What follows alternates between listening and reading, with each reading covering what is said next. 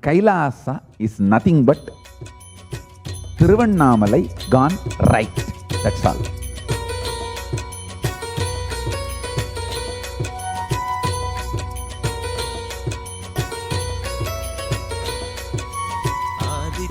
हृदयं पुण्यं सर्वशत्रुविनाशनं जयावहं जपे नित्यम् अक्षयं परमं शिवं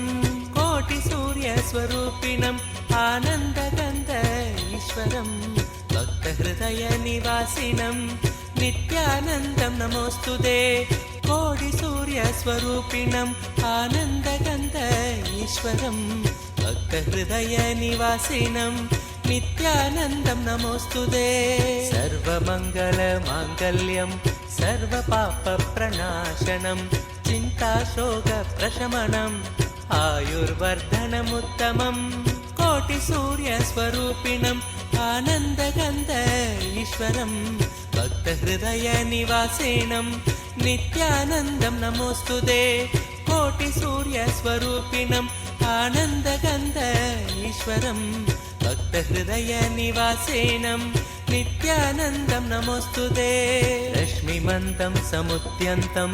देवासुरनमस्कृतं पूजयस्व विभस्वन्तं भास्करं भुवनेश्वरं कोटिसूर्यस्वरूपिणम् आनन्दगन्ध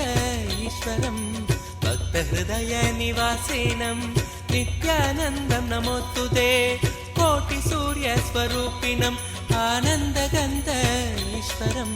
भक्तहृदयनिवासिनं नित्यानन्दं नमोऽस्तुते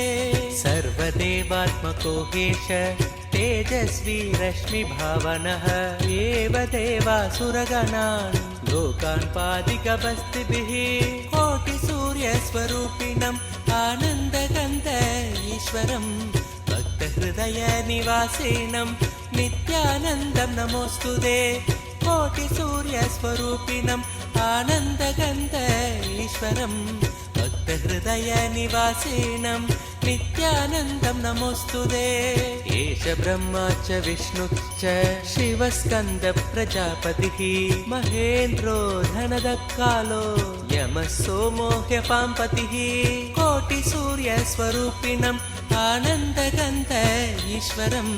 भक्तहृदयनिवासिनम्